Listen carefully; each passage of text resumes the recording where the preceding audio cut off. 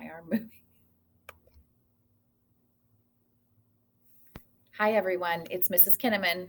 Just wanted to take a minute this morning and tell you how much I missed you and wish everybody happy holidays. I am going to read to you a story that my kids loved when they were growing up, and it's called Once There Was a Christmas Tree. It's almost Christmas, said Mrs. Bear, and we still don't have a Christmas tree. Don't worry, said her husband. I'll find one. Mr. Bear took his saw and went deep into the woods. There he found the biggest tree he could carry and brought it home. Mr. Bear put the tree in the living room. It's a beautiful tree, said the wife, but it's much too tall. I'll fix that, said her husband. With his saw, he cut the tree in half. Just then, Mrs. Bear looked out the window. She saw Mr. Fox pulling his son on the sled. They were going into the woods to look for a tree. Why don't we give them the top of our tree, she said. Mr. Bear agreed. So Mrs. Bear tied a big bow to the top of the Christmas tree and took it outside. Yoo-hoo, Mr. Fox, called Mrs. Bear. We took our tree and made it two, one half for us, one half for you. Mr. Fox was delighted. Thank you so much, he said. What a wonderful present. Mr. Fox put the tree on the sled. Then he and his son turned the sled around and pulled it home. Once the tree was up, the two foxes stood back to admire it. It's the prettiest Christmas tree I've ever seen, said the little fox. His father thought so too.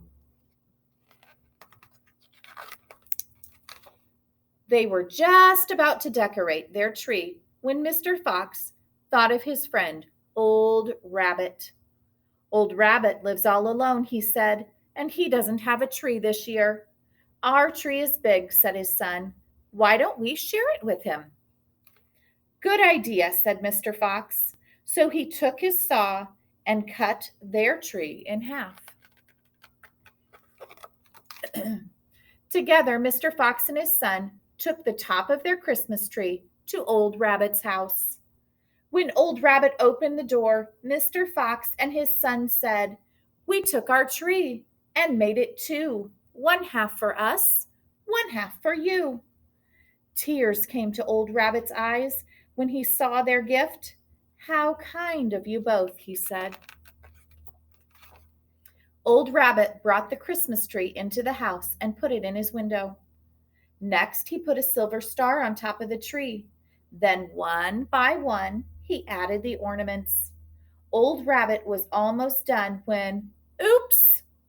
One ornament that looked like a carrot bounced off the tree. It kept rolling until it stopped by a hole in the floor. Thank goodness it didn't fall in, said Old Rabbit. That was my favorite one. Just as Old Rabbit was about to pick up the ornament, it was pulled into the hole. Peeking down into the hole, he saw Mother Mouse and her 3 children. They were trying to eat the carrot ornament. Don't eat that, he shouted. It's made of wood.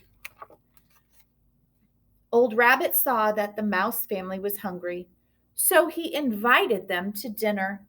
Afterward, Old Rabbit and Mother Mouse chatted and watched the children play. It's nice to have friends, said Old Rabbit, smiling. It was getting late. Mother Mouse carried her sleepy children home and tucked them into bed. Old Rabbit went to bed too, but he could not sleep. When he looked at his pretty tree in the window, he knew why. It's Christmas Eve, he thought. The mouse family should have a Christmas tree of their own. Old Rabbit went to the window and cut the top off of his tree. Quietly, he tiptoed over to the hole and slipped the little tree into the mouse family room. Merry Christmas, he whispered.